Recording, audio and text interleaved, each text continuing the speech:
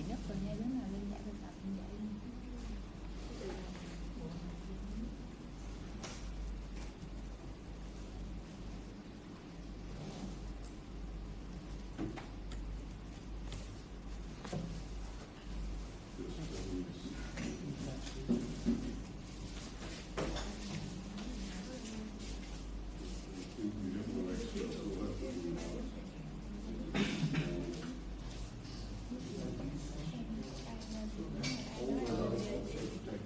Lên đây nè.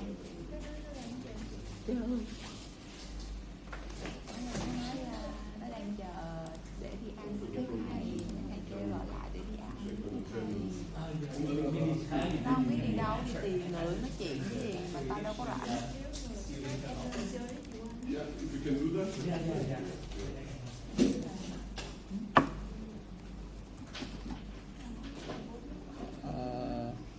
Cô em nhắn Phương Anh đúng không? Ok vậy để anh khỏi nhắn.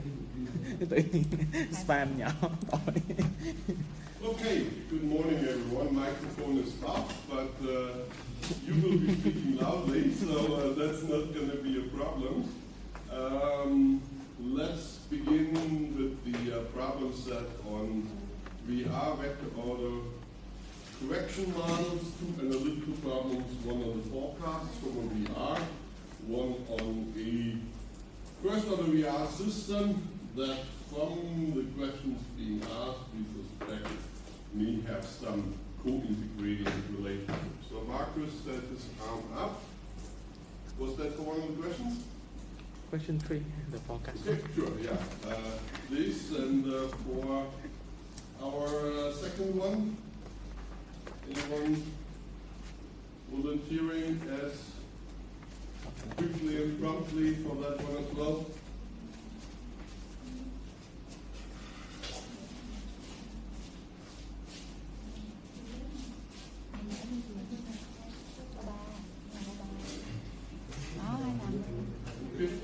Đó thì tôi với làm của 4 được chị.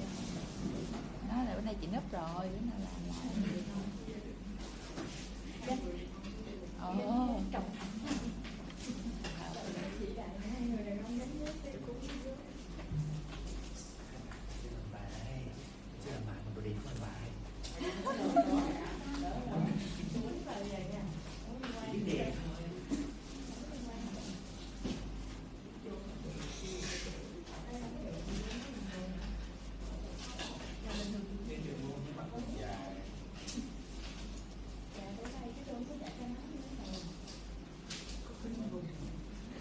Không, mình đẹp mình không cần đôi co đâu bé.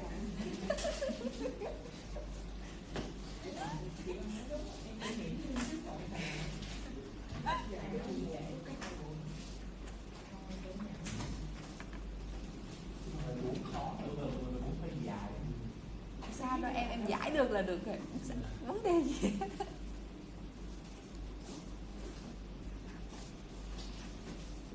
Let's go a little bit so you can see the matrix. Yeah, up a little bit.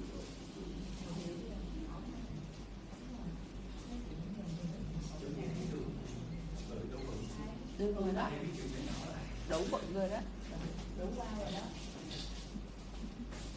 Đủ qua rồi đó. 223 cập nhật 23.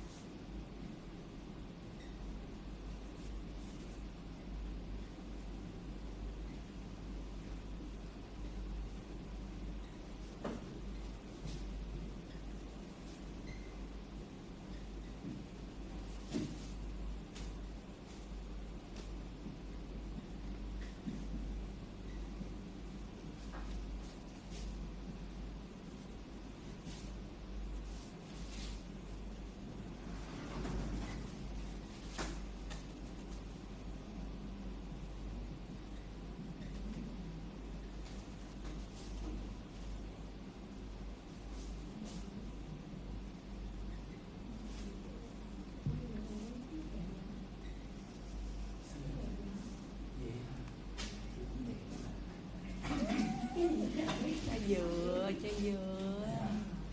Xong tỉnh táo đi đẹp. Tại bài khó vậy, nó hơi dài, lên bài nó hơi dài, nhưng sợ xấu quá không thấy được.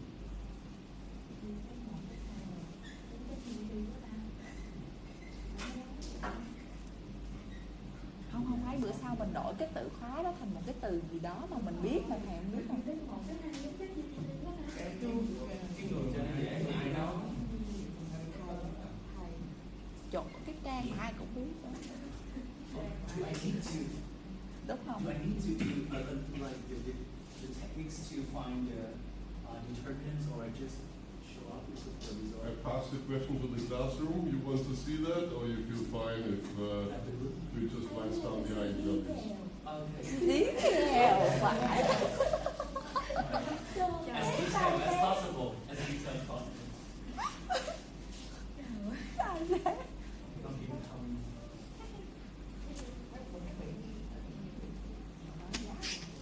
Ai biểu trước khi lên bảng xài dễ người ta chi? Quật liền, quật liền.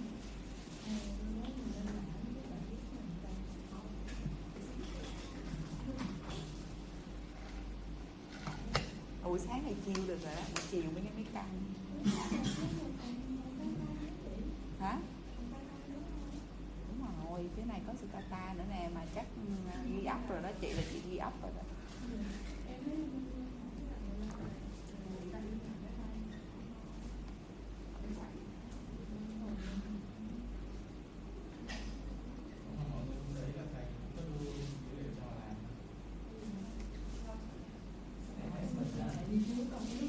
Tại vì đâu biết làm, mặc định là không làm luôn.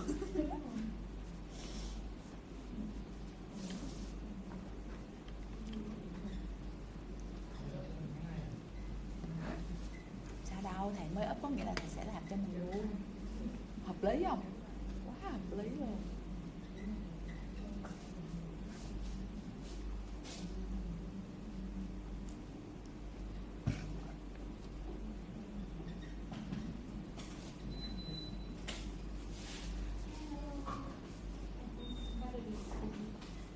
Oh, you have batteries.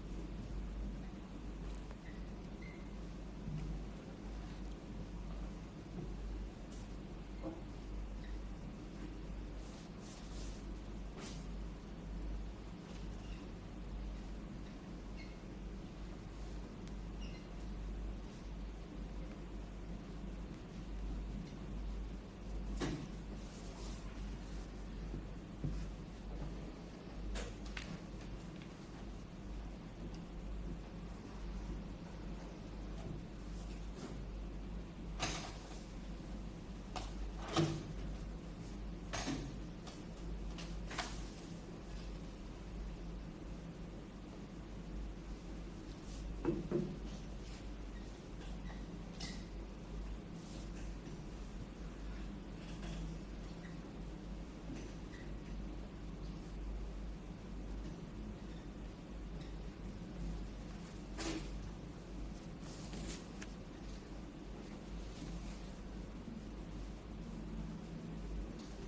mới sáng sớm ngủ dậy tự nhiên làm cái này xong rồi quậy nữa. Thì nó kiểu như là chỉ cần kiểu như thật sự làm không nha, nhiều khi tất nhiên nó không có khó, nhiều khi tại nó nhiều cái notation nha, chỉ cần một cái miss một cái là tự nhiên tiếng còn quá Đúng rồi, đúng rồi.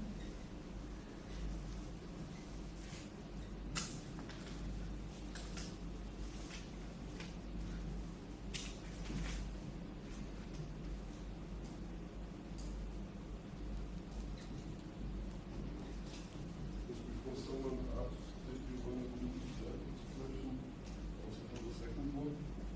Or I think it's too obvious. Sir? Second. You take the variance, right, for this Yeah. one here. Okay. You think it's too obvious? That's why I didn't write down, or you still want to add it before someone says it's incomplete? Okay.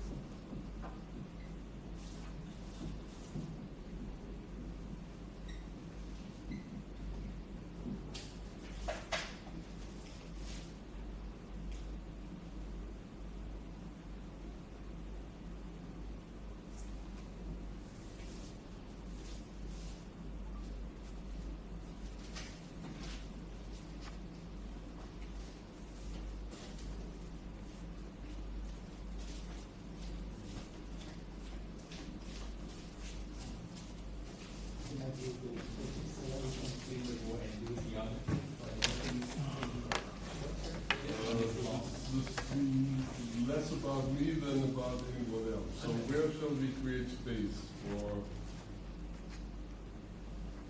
you to have the possibility to work on the other parts of question number 4? Do you need me to explain this to you so that we can clean after that? How about we just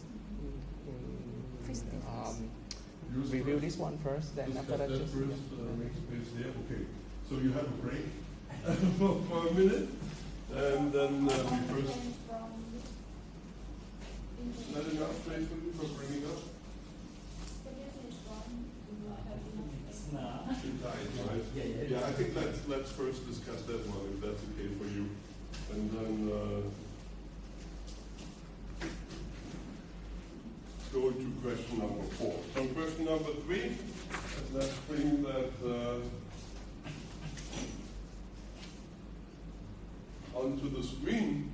It's about a second order VR, forecasting 1-2 step ahead, calculating the point forecasts, and then the associated forecast error variances, as well as providing reasoning how the forecast error variances are driven by the model parameters.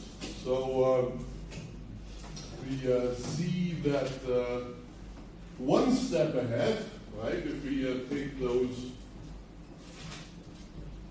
conditionalizations at time t about the two model variables, y1 and y2 at time t, then of course the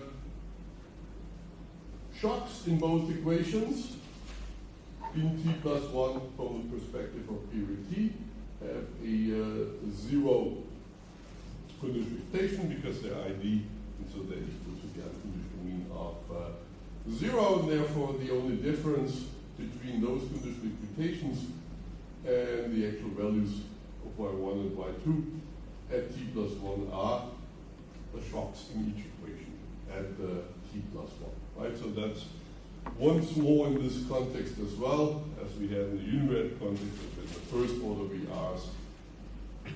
Also for second order VR, if you forecast one step ahead, the forecast error is simply the realization of the shock in the equation on the basis of which you forecast.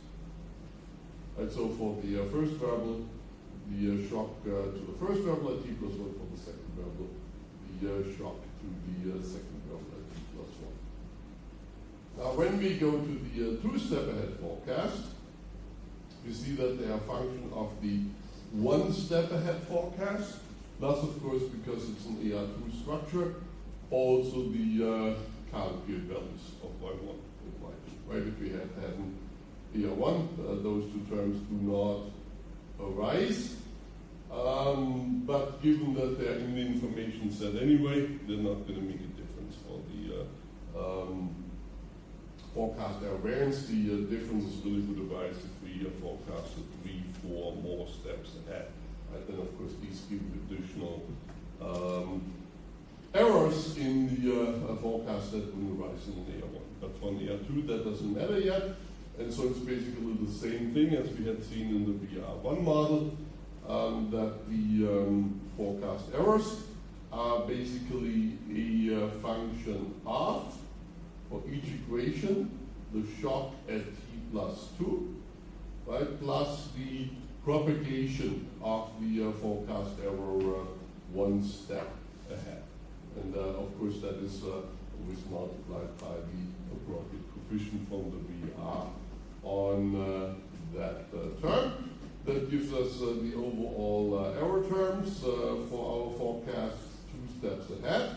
Right, and we see once more for the first variable a function of the realization of the shock in t plus 2 and the propagation of the shocks, because those were the forecast errors for the forecast in t plus 1.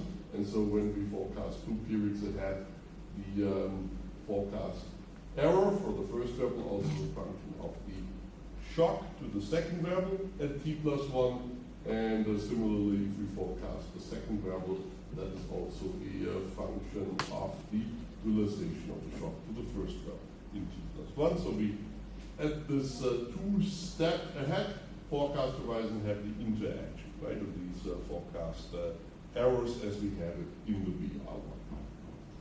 We can calculate the variances, and of course for the variances, please keep in mind that epsilon 1 and epsilon 2 from the structure of the VR have a non-zero covariance, right? So that we must not forget what is here the last term in both expressions, reflecting the covariation between epsilon 1 and epsilon 2 at t plus 1 that shows up in both of these forecast errors. For the reasoning, right, what we clearly see from both expressions is that the forecast error variance clearly increases in the variances of the shocks. That's very intuitive because the larger the variance of the shocks, the larger the expected deviation of the realization of the shock from the mean of 0. Right? And so those drive up the forecast error variance. For the covariance, right, you see that shows up also in both expressions. Depends a bit on the coefficients in this VAR, right? It's of course possible, specifically for those coefficients in the off-diagonal elements, that they may not be positive. They could be negative. If those were negative, then the positive covariance would actually per se reduce the forecast error variance, but if they were positive, then we can also for the covariances, that a larger covariance increases the forecast error variance. So that's a bit dependent, right, on the structure of the coefficient matrix, specifically the off-diagonal elements here for the two-step forecast error variances of A1. For the coefficients themselves, they're matrices, right? And so for each and every coefficient that is on the first two terms in these two expressions, of course it doesn't matter what the sign is, the larger the coefficient, the larger the forecast error variance, but then again, we have these terms here, right, multiplying the covariance. So this time the other way around, it depends on what is the sign of the covariance, how are those coefficients in the end affect the forecast error variance. If, for example, these covariances were positive, and of course these coefficients also were positive, then for sure a large absolute value of those increases the forecast error variance, because it's basically additional propagation, right, of that one step ahead forecast error. But of course there's a lot of possibilities, right, for the signs, in particular of those off-diagonal elements in A1 and for the covariance itself. So that would depend on the specific configuration of that. So with the exception of this line here, which we have just detailed a little bit, right, depending on the signs, the covariance, the signs, the coefficients in A, I'm in agreement with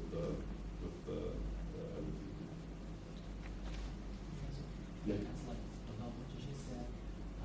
So I think, like, is it true that the larger these entries are, the larger the variance, the total forecast error variance, because the correlations here is kind of like, I think I have checked the first derivative of that already, and I know that it can never exceed like the positive amount, even that it is negative, but this is bounded because it's not larger than 1, so it's... My hunch would be that you can construct examples for magnitudes of these off-diagonal elements of the A matrix, or, you know, of course, as you go to higher forecasting horizons, it's not just the A1 matrix that doesn't matter, right, but also the A2 matrix and also the off-diagonal elements of the A2 matrix.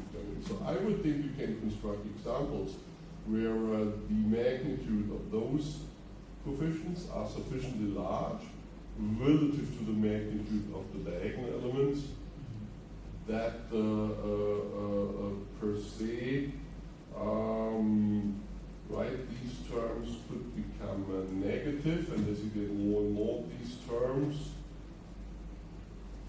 I guess there could be a possibility, purely hypothetically. I would think actually that it may not monotonically increase in the system's context. But I think this is hypothetical, because in practice you would expect, right, that the diagonal coefficients in these A matrices, that they're going to dominate. And of course also that the variances will dominate the covariance on top of it. That's always got to be true. So in practice, I think that's what you will want to expect, that the forecast error variance for each equation increases as the forecasting horizon does go up. But in this VR context, right, unlike in the AR or the RMAC context, there's this possibility with these either negative coefficients or negative covariances. And again, while the magnitude of the covariances, right, is restricted relative to the magnitude of variances, there is no restriction per se on the magnitude of the off-diagonal elements in the E matrices relative to the diagonal elements.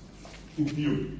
In economic practice or financial practice, again, of course, you would think that the magnitudes of the diagonal elements would in quotes dominate, right, the off-diagonal elements. And then yes, you're going to have the same result, just in the same equation context, but the forecast error variance is going to want to monotonically increase with the forecasting variance. And I think from the equations that we derive one step ahead, like the epsilon 2t doesn't have a fight on the first, like one step ahead of E1t. But then after that, like and then forever from period number 2 ahead time, so we will see that the variance of number 2 will also goes into the total Right. error. Yes. Yes. Again, of course, no for special cases where some of these off-tagging coefficients were 0, stuff like that, right? But yes, in general, that's going to happen for any VR as soon as you forecast 2 steps ahead or even more steps ahead, that you have this interaction between these equations, right? And that's why it's important, even if you just wanted to focus, say, the first variable in the VR, it's not irrelevant how well is the fit of the second, third, and all the other equations in the VR, because if they have a very poor fit and that results in a larger forecast error, in practice you would expect, again, theoretically, because it's again possible, right, that this could actually reduce the forecast error variance, but in practice we would expect that it's going to lead to larger forecast error variances, and then in such a situation, right, where you say, but I can't do much within the VR setting about improving the quality of the other equations that are per se there, just to model interaction between, say, the first variable and all the other variables, you might say, well, at the end of the day, I may still be better off with an AR1 model. On AR2 model, that is a univariate model for the variable that you wish to forecast, because it's not affected by forecast errors to other equations in the system, because there are no other equations in the system when you work with a univariate model. Right? And so that can deliver intuition why, even if in reality there's interaction between the variable that you wish to forecast and other variables, it may be in practice that you forecast better with the univariate model, because the other equations in the model are just too poor, lead to large forecast errors, and that's why these forecast error variances, at least for the multi-step ahead forecasts, are going to be rather large, and therefore the forecasts on the univariate model will be done.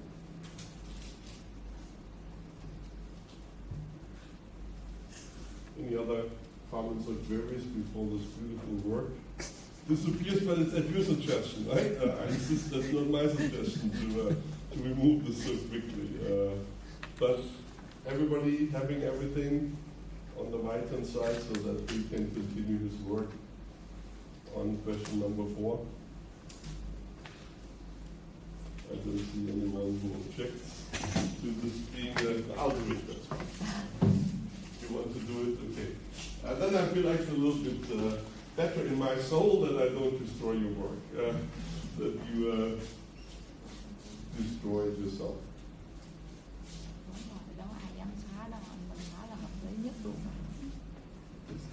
But just to make sure that you have enough space, then I'll bring up the projection screen.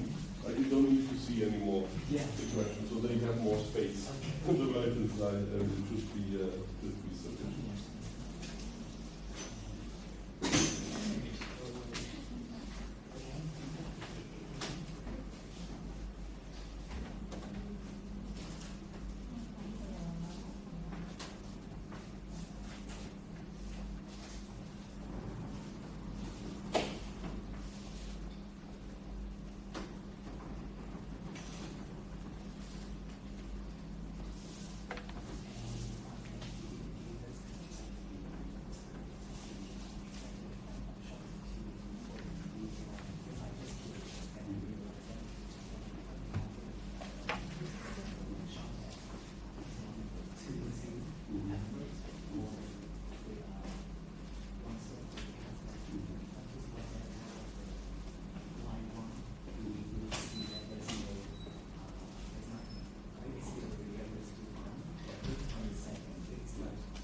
That's, I think, the crucial thing to see in the VR context. That you would think somehow it might already matter the one step ahead forecast, right? Because it's interacting in the system. But because of the nature of the proper ID, it doesn't. I think that's the thing to see and realize one step ahead. Right? Actually, just the opposite. And we just discussed one step ahead if there is some benefit from bringing in another variable into that equation. One step ahead is going to benefit, quality of the other equations doesn't matter.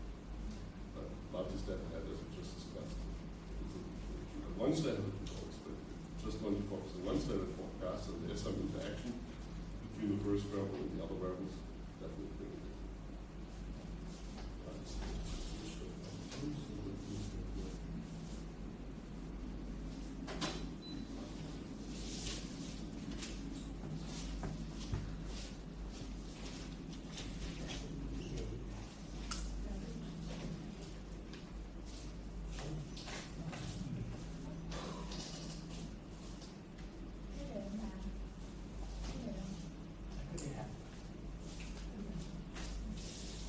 That's unusual. You take over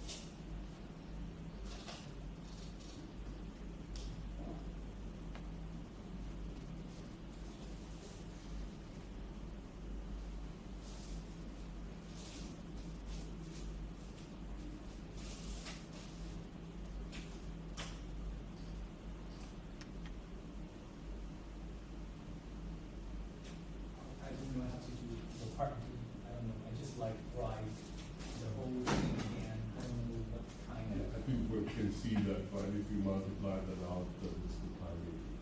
I think that's fine. Unless somebody says this step is needing more elaboration, but I think it's fine.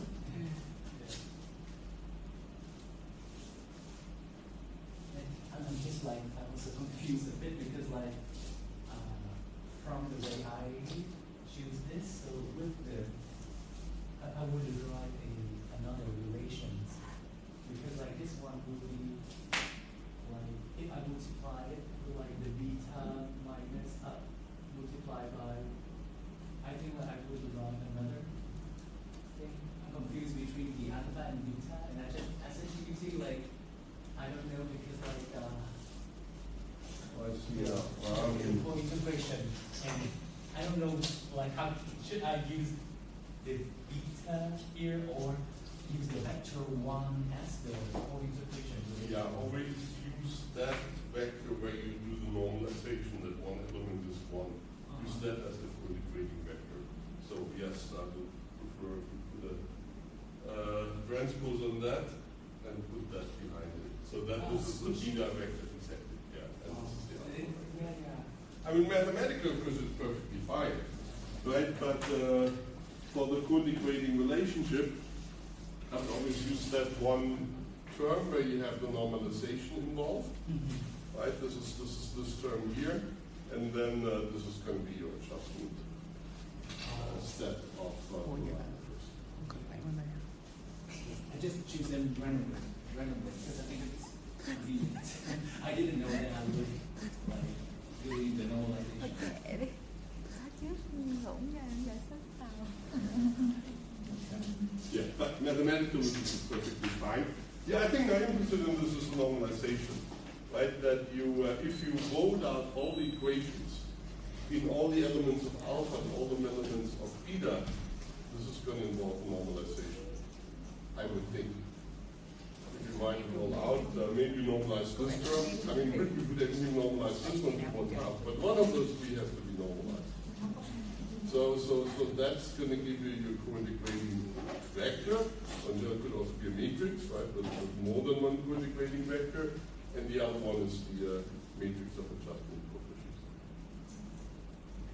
So the correct one is this one has column vector, and this one has row Exactly. vector.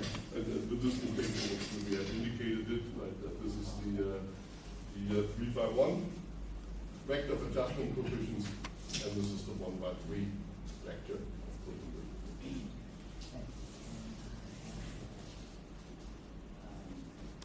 I remember that you say something about conclusion of this one, the full rank 0 or R. Right. So I remember that it is 2, so then we can have 2 equation relation, but actually we have a linear combination of that. Let me go back to the slides to answer that question for everyone. So first, any questions on the algebra of what's been done here? Calculating the eigenvalues, calculating the eigenvectors, right? We do find that there are 2 eigenvalues that are equal to 1 and 1 eigenvalue that is equal to 0.8 that is less than 1. Right? And so I'll bring back the slides in a second to link it back up to that again. But that tells us that this model has 2 unit root components and 1 eigenvalue that is associated with a stationary component that is shocks having temporary effects. Whereas, of course, the 2 pure unit root components both have shocks that have permanent effects. Right, and then we calculate that matrix C. Of course, that matrix C has to be rank efficient, right? Because it reflects, in terms of its rank, the number of eigenvalues that are equal to 1. That is 2 here. Right, and 1 eigenvalue is less than 1 in absolute value, again referring to the stationary component. That's the C matrix, right, that gives you these shocks that have permanent effects. 2 of them associated with these 2 eigenvalues that are equal to Then we turn to the error correction representation, right? That step is simply the A matrix minus the identity matrix. If we check out the rank of that matrix, whichever way you do it, for me it's also perfectly fine.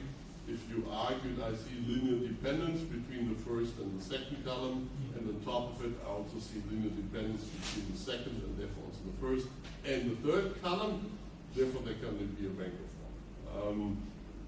That is the number of cointegrating relationships, I, where C, right, is the number of eigenvalues that are equal to 1, or in other words, pure unit root components, number of linearly independent shocks that have permanent effects.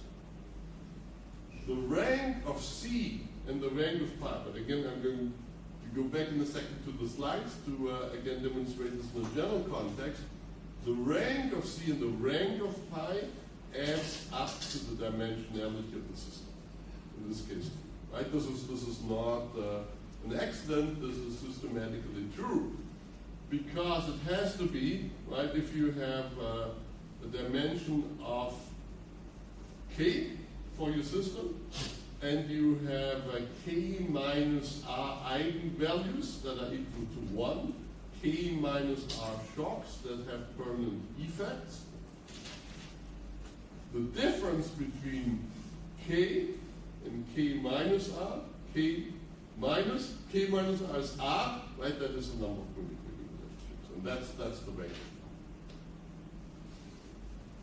So again, any question on the algebra before I demonstrate that once more in the slides, just to make sure that you can link that back to the slides.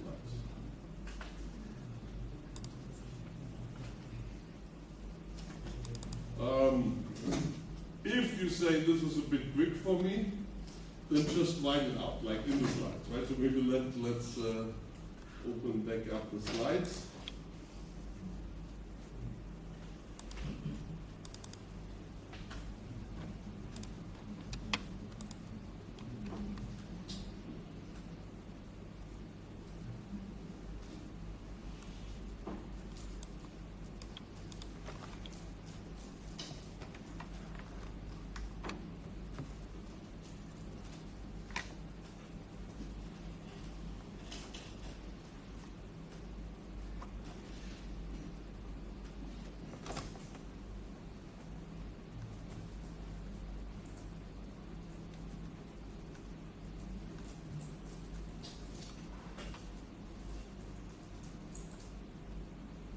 In the slides, of course, right, we have this two-dimensional system with a coefficient matrix pi given in 59.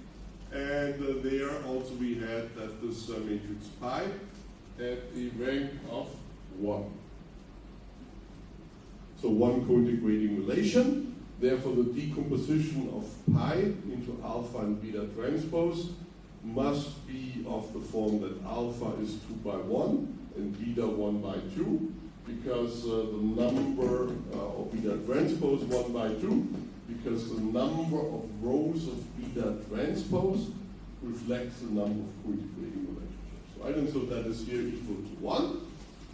So if you then fully write this out, right, you can obtain alpha and beta step by step.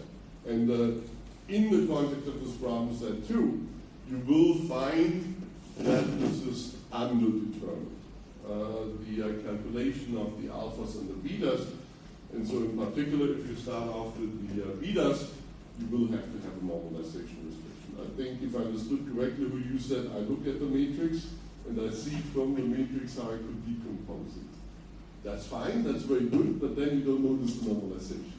Right? So if you wrote it out in glory detail like here, then you will notice normalization that's going on the beta.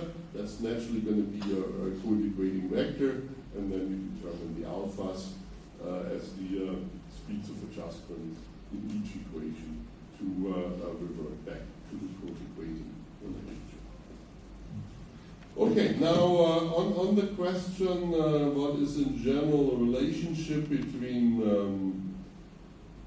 pi and C. So let me back up for a second to go back to the C matrix, right? That again was this matrix in the moving average representation of the VR that pre-multiplied those, if any, shocks that had permanent effects. That is basically are the shocks that are associated with the eigenvalues that are equal to 1.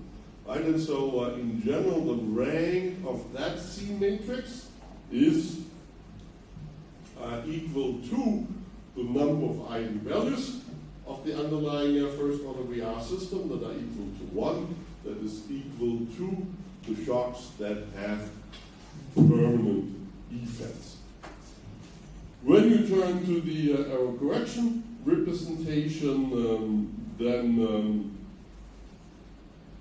as I just noted, right, the ranks of C and pi add up to the dimension of the system.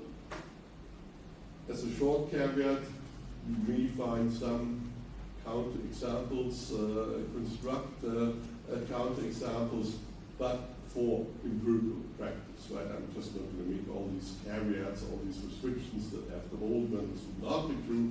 So for empirical practice, the rank of pi and the rank of C add up to the dimensionality of the system, and that means that if we have that the rank of C is k, the number of equations in the system minus r, that then of course the rank of pi has to be r, right? So that k minus r plus r adds up to k, to the overall dimensionality of the system, and the rank of pi is the number of co-integrating solutions. So now example in the problem set we have 2 unit roots, therefore for the eigenvalues of the underlying VR, therefore we have that the rank of the matrix C is 2, k minus r in that example is 2, and therefore r is equal to 1. Right, and so that adds up again to 3, the overall dimension of the system. That in empirical practice is gonna be perhaps the easiest way to remember those connections and to check whether those connections actually materialize for the work that you do. Any more questions on that?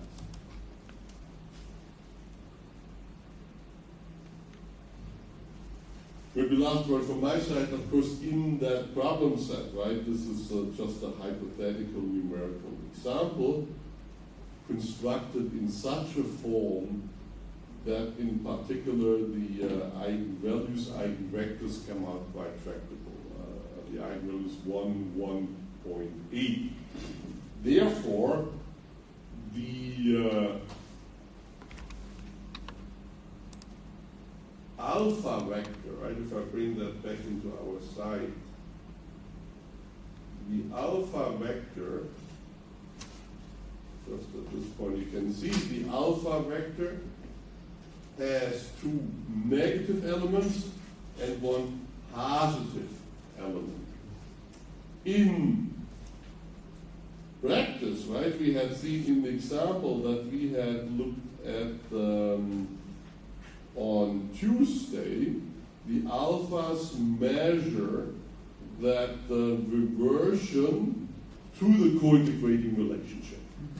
Right, and so we had this example on Tuesday that, for example, if we had initially that y1 was too large relative to y2, y1 would have to shrink faster than y2 in order to move back to the co-integrating relationship. Now here you have 1 positive coefficient. That shouldn't happen in empirical practice. The parameters should be different. They should be such that all the elements of alpha are met. Right? So that this is really, when you think about the representation 64, kind of a shrinking back, right, to the expected mean of delta yt, which is 0. Right? In first differences in this model, without intercept term, of course, the mean has to be 0, so it has to shrink back to that mean of 0. So this here is positive. This wouldn't be a good practical example from macroeconomic financial data, but again, I chose that just to make sure that the eigenvalues are relatively simple to calculate. We can do all the other calculations, but don't let that confuse you that here is positive. In empirical practice, you would expect that all the alphas are negative, so that brings back the whole set of variables to the mean of sigma. Okay, so that's the last comment from my side on that. And then I would suggest we take a look at the data hands-on portion of this problem set, where we have a VR that, relative to the one that we looked at in class on Tuesday, replaces in essence output by the unemployment rate. Right? That's the only difference. So that, of course, in terms of the history of the problem sets, where we did in terms of the AR, AMA, and REMA models on the problem sets, we forecasting on the unemployment rate, we have a VR where we can return to forecasting the unemployment rate. That's one idea, but of course also that's a matter of the question that you're after, whether you say I'm more interested in output or I'm more interested in unemployment. So either one, of course, could be readily arising in practice. Please. Sorry, in the data set, as here actually we also include the output gap in there, right? In the data set, not just the federal fund rate. I mean, you could also specify a VR and 4 variables, right? Then you say, beyond the 3 variables that I already had in the lectures do file, I add a 4th variable and I add the output gap. But if I was consistent in the formulation of the problem set, even though in the underlying data, I think I just added the unemployment rate to the 3 variables that you had before, you would only be using those 3 variables, federal funds rate, inflation, and unemployment. Yeah, because most things are possible, right? I just want to hear you be careful about the number of observations. Of course, if I have a 4th variable in the model, each coefficient matrix, instead of having 9 parameters, 3 by 3, has now 4 by 4, 16, right? That's a very significant increase in the number of parameters. So it's probably feasible still, but that was one motivation why I would say do not use the output or output gap variables in the underlying data set, but only focus in terms of measure of real economic activity and unemployment. But it depends on the question, right? Maybe sometimes you're interested in both output and unemployment, or to forecast both. Just a matter of the question, but here I wanted to keep it to a VR 3 variables. And so unless I typed up something wrong somewhere, I think it should everywhere say that the VR model that we want to construct is in the federal funds rate, inflation rate, and the unemployment rate. If you see anywhere output gap, please alert me where you see it, then I have to take it No, because out, because in the question 5 is we have to plot the 4 time series, and then question 6 there's only 3, so that's why I get a bit confused. Yeah, okay, yeah. I should here also perhaps change that to please look at inflation, please look at the federal funds rate, and the unemployment. You have more data in the underlying data set, I guess. Now I just came off from that description here and said, okay, that's going to refer to those variables that are listed at the top. But you're right, in the underlying data set, that's not the only 3 variables. Or maybe I should just purge the upper series from the data set, so then that's unambiguous as well. Now, unfortunately, I only put up the corresponding data set this morning, so I missed out an earlier one of you alerted me, and I could only respond after I got up. So unless someone of you surprising me and says, I really want to show this now, despite the short time period for preparation, I'd be fully prepared my side to discuss it with you. Should I do that? Or someone feels, I got up in the morning, I did all this work, and now you deprive me of it. If that's not the case, Marcus, this is the case, or? No, is it okay we do it after lunch? Because there's a few parts I'm still not sure yet I want to. check it during lunchtime. So after lunch, You prefer that? yeah. That I say, okay, let's leave it at that for now and return to this after lunch. Yeah, but if now we only have 15 minutes left, and if it's too short to do any kind of In the 15 minutes, I think I can do the do file. yeah, But then if that's the case, then yeah, please. That's, Yeah, I think so if you're not it's too for the better. unhappy, I would say let me do the do file. Yeah, And then if you have some additional comments on it after lunch, yeah, sure. you'll get the microphone first after Yeah. lunch to talk about additional things that you see in the do file.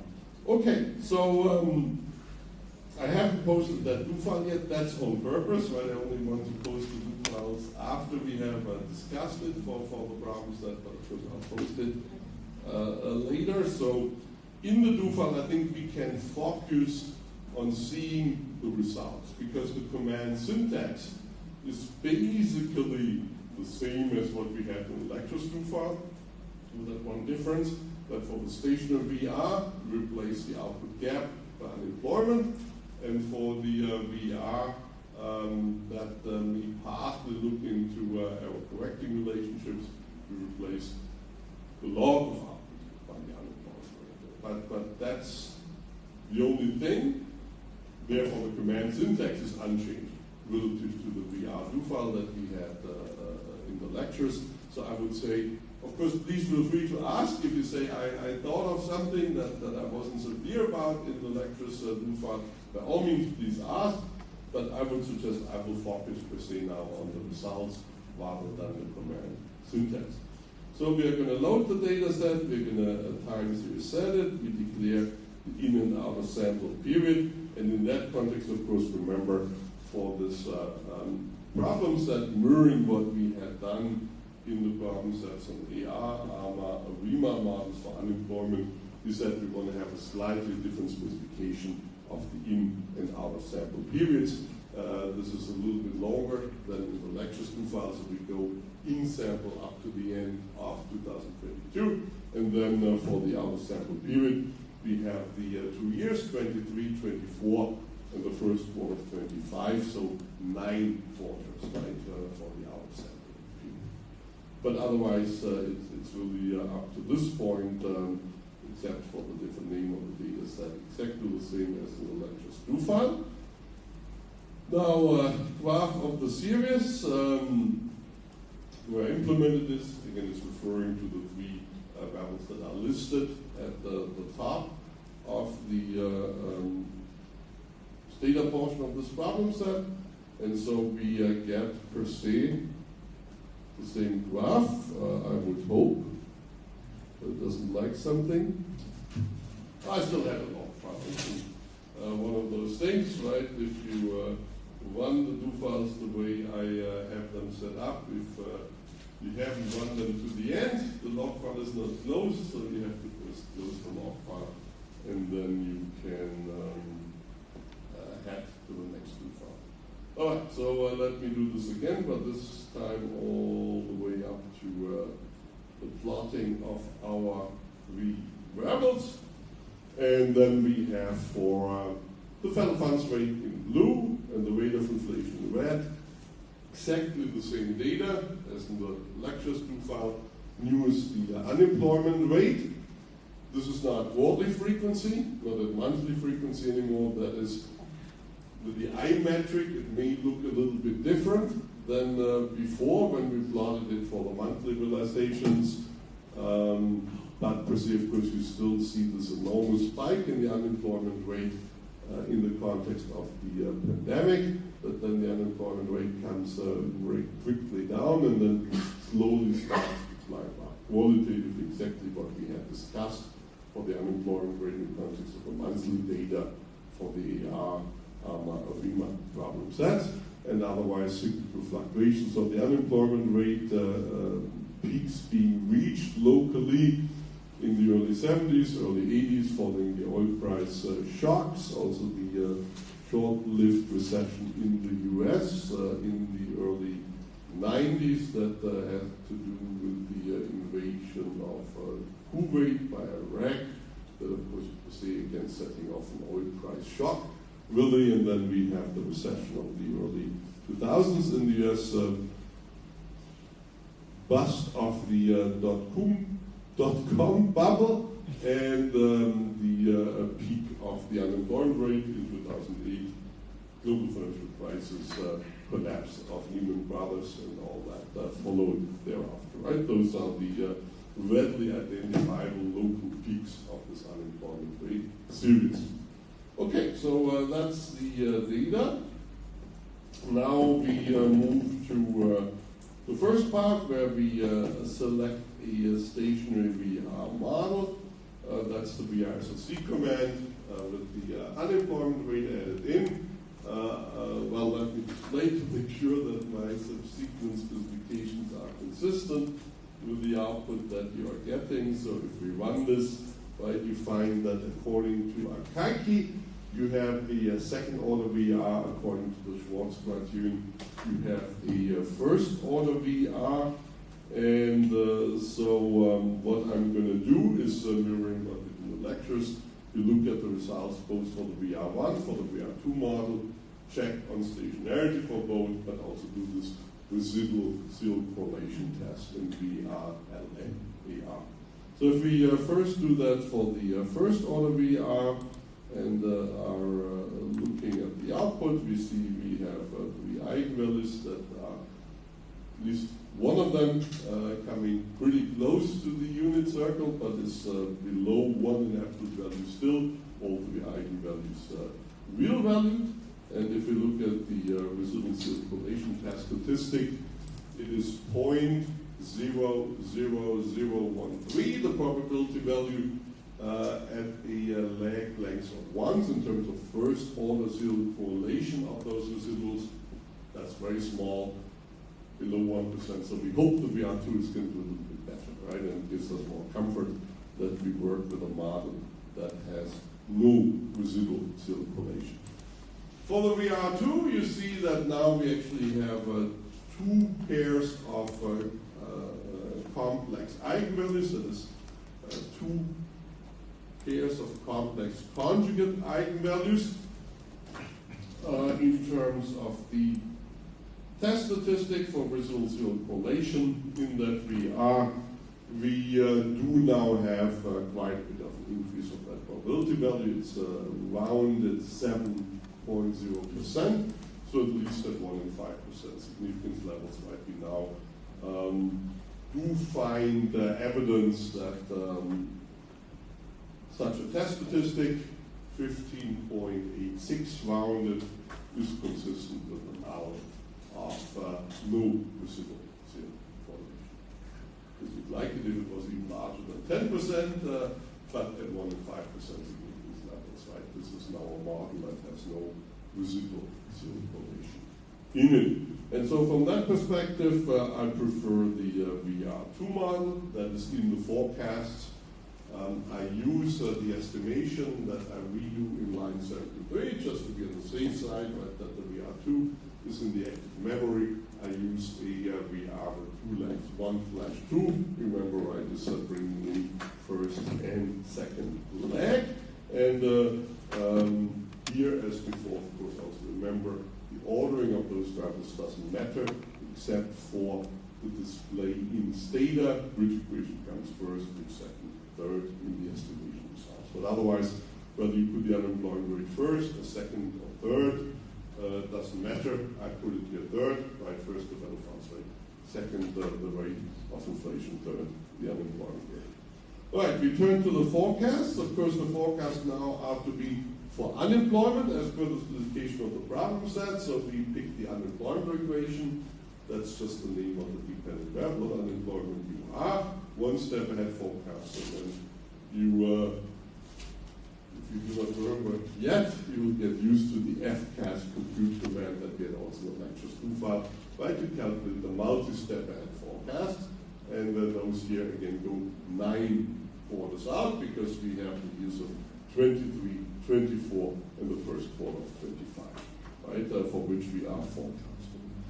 So let's execute those forecasts.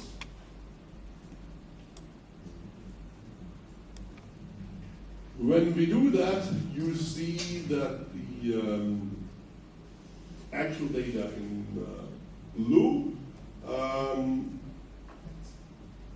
we are both in terms of the one-step ahead forecast and the multi-step ahead forecast that consistently over-predicts. Why was that also in the Univet context already? Because we said the mean of the unemployment rate in the in-sample period sizably larger than it was in the end of 2022. Right? In the end of 2022, it was just about 3.5%. That's well below the in-sample mean of the unemployment rate.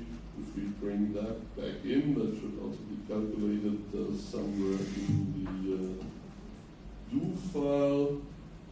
That's exactly where. So let's just do that as an aside ourselves in the data results window. We go back to the command results window. So if I do a summarize, right?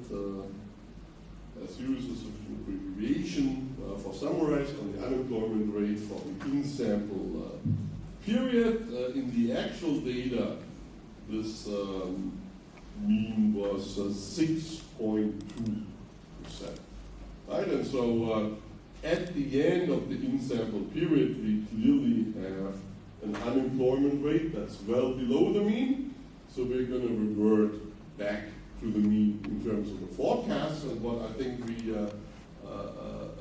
missed in the context of the federal funds rate, that this mean reversion was a bit too slow. We already saw before in the ARMA problem sets that if we had a stationary model for the unemployment rate, we will have here faster speed of mean reversion relative to the actual data. We're going to have the comparison back to those ARMA forecasts, of course, within this two-file as well. But for now, that's what we noticed, and I think we had a very similar pattern, right, for the Univet models. That here's not a zigzag pattern of the one-step ahead forecasts relative to the actual unemployment rate, but consistent over prediction.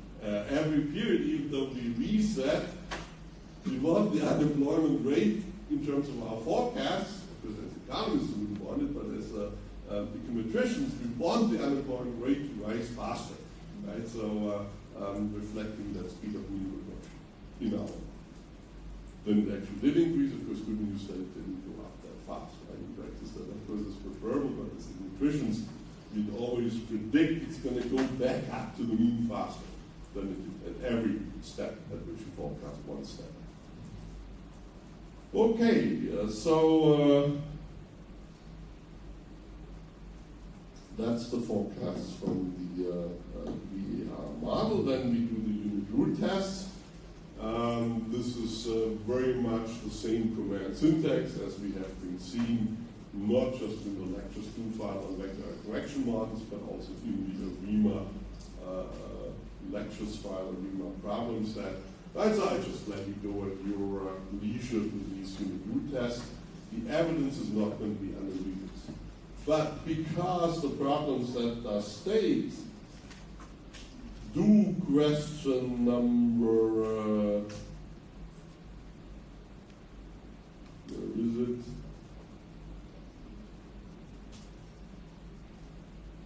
Do that vector correction model, right, without reference to the unit root test, of course we forfeit.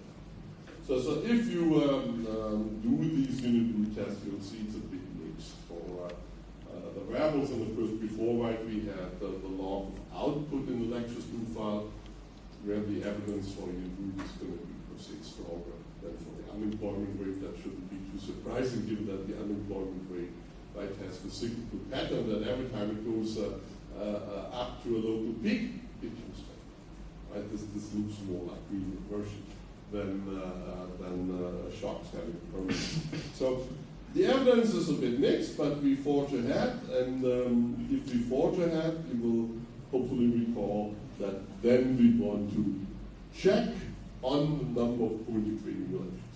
Right? Check on the rank of that matrix pi, and the command for that is vecran. You enter our three variables.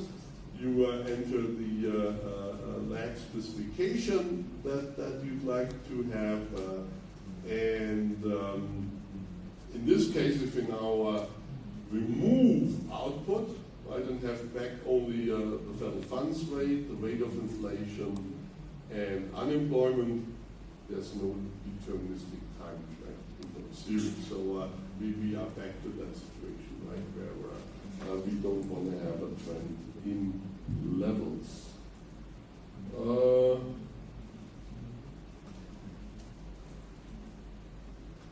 This is a typo here. I don't know why it says 3 rather than 2. Everything was so far 2, right? So I correct that typo to carry out the co-integration rank test. So executing that, we get back to that table for the Johansson trace test. And please once more remember, you do that row by row, right? You start with the first row, that the rank of pi is 0, 0 co-integrating relationships. You find the Johansson trace test statistic being larger than the one that the critical value is at 5 and 1%. Marginal at 1%, but clearly we reject them all. Right, at 1 and 5% significance level, so we do not have 0 co-integrating relationships. We move to the row with 1 co-integrating relationship. The test statistic is less than the critical values at 1 and 5%, so that 1 and 5% significance levels we cannot reject the null, that there's 1 co-integrating relationship, right? And that's where we start. Once we cannot reject the null anymore in any row, we do not move forward anymore, that's where we start. So 1 co-integrating relationship, we estimate the vector correction model with 1 co-integrating relationship. That's the rank 1 up, right? 1 co-integrating relationship. So we estimate the model, and given that we're interested in the forecast, let me also rightly execute the forecast. There, of course, again, we have to be careful that we go back from what is in the model on the left-hand side, the first differences of all variables. We go back to the level, right? That's why we have the level option in the predict command, and of course pick the ones from the unemployment rate equation for the multi-step ahead forecast. Those are going to be right away in the underlying levels of the variable, and we're going to be have 9 for this.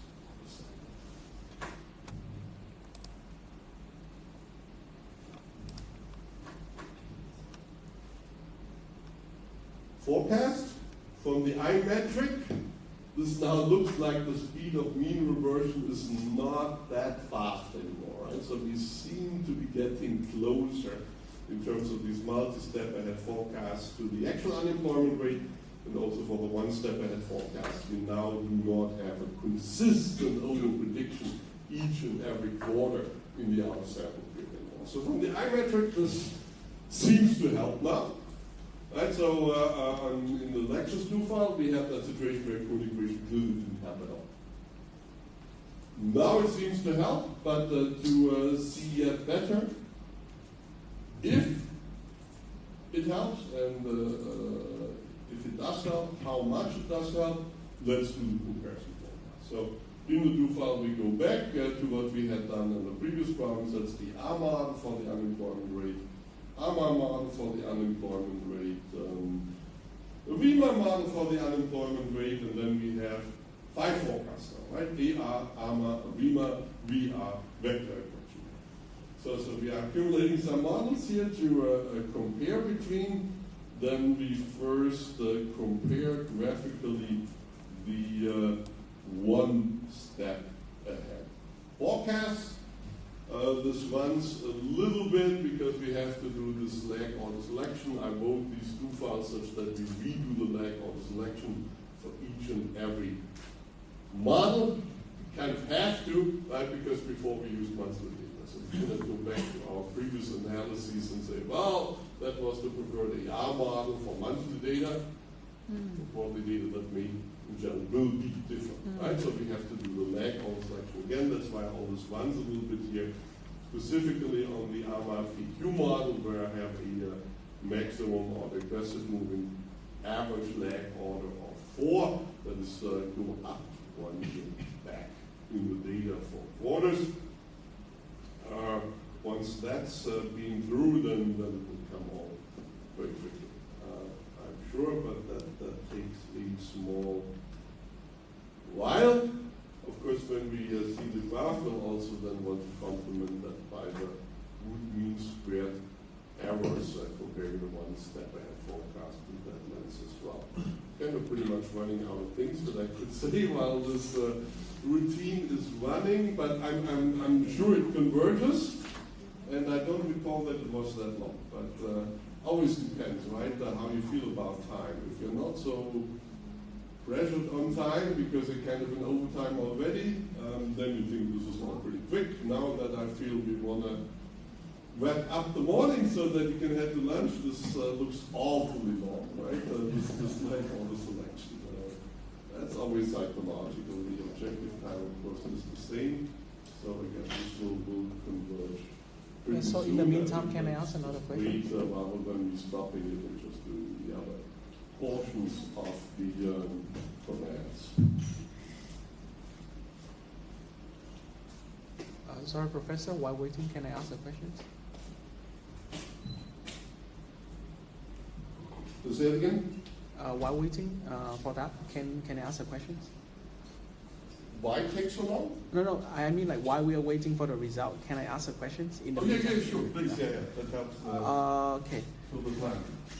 In the problem set, so far we have the scenario like from the beginning when we decide on the model, right, between VAR 2 or VAR 1, based on the two criteria of stability and serial correlations. It is quite like, we have the case whereby we pick the VAR 2 because there's so-called like improvement in terms of serial correlation, but in the event where whether there's actually no clear distinctions, then can I say like I pick the VAR 2 because I want to have it like, because in the two model those kind of like cyclical oscillations, is it counted as one of the like? You could say that I picked the VR2 because I want to be sure that I have reflected all model dynamics. Even if it doesn't make a difference for the residual still correlation, you might say, well, yes, I put in the VR2, right, I may have more cyclical dynamics. Of course, it's possible, like even in the VR1, given that we have here 3 variables, we'll have 3 eigenvalues. Even in the VR1, there's a possibility that there's one pair of complex conjugate eigenvalues. Right, so that's an essence. Think about it. If we had a higher order AR, we rewrite it as a first order system. Right, so if we rewrote, for example, a AR3 as a first order system, it's going to be a VR1 in 3 variables. And of course, an AR3 can have complex conjugate roots. Right, and so from that perspective, even a first order VR can have complex conjugate roots. But still, you could make the argument, right, I'm going to go with the second order VR because I have a fuller picture about the dynamics are yet richer. That could be an argument, yes. But what I'd always encourage you to is, right, think carefully about the number of parameters to be estimated, about the degrees of freedom, and if you feel, well, if I had to, I would estimate a VR2. Had to means perhaps worn out residual correlation, that it's really very strong in a VR1, but not strong in a VR2. Then you might still go ahead with the VR2, even though it's not that parsimonious. But if you say in terms of capturing residual correlation doesn't really make that much of a difference because the VR1 already does pretty good on that, then you might also value parsimony. And that's your judgment, right? Now, how to value parsimony relative to modeling all of the dynamics, those are the things where the quadrition cannot help further. That's where you have to look. All right, so the results are there.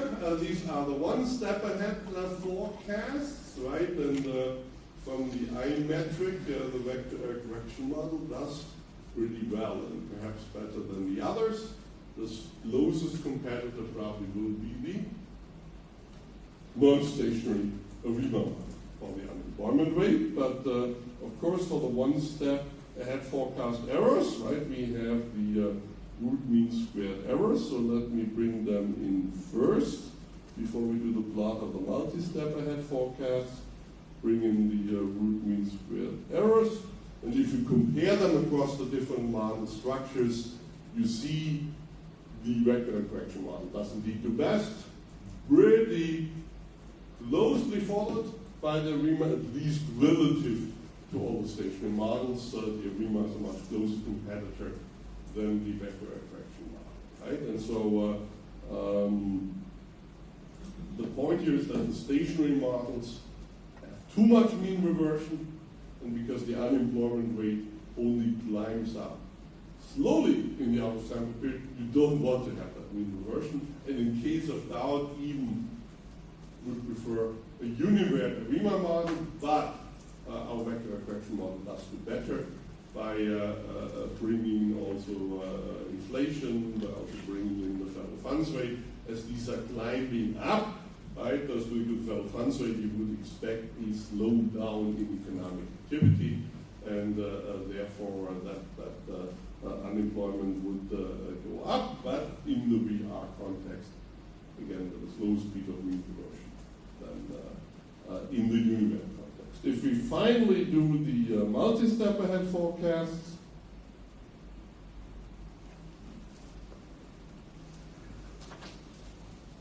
with the iMetric, quite easy to judge that pretty much, and actually at every multi-step ahead forecasting step, we prefer the vector correction to the other models, a bit closer to the end of the in-sample period. The VR2 still does do a bit better than the ARIMA, but eventually the ARIMA outperforms out of sample the VR2, and the worst model in this context is our AR model. Right, so very different results than in the context of the federal funds rate, and therefore driving home the point again that if you reflect upon the models in this course, don't think there's one model that we learned about that outperforms the others.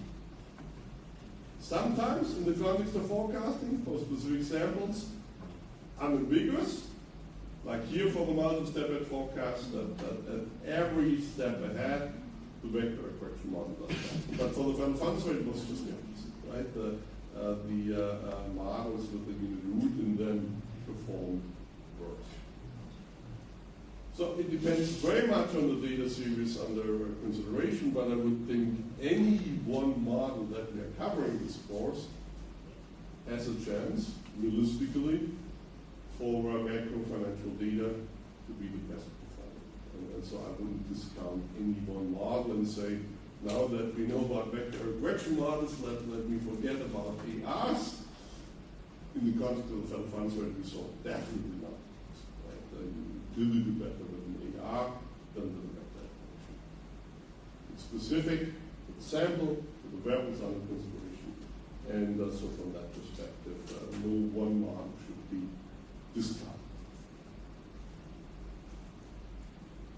So I'll leave it at that. If there's more comments on this after the break, then I'll welcome those. Now I'm this time around having done 15 minutes more. So how about 10 past?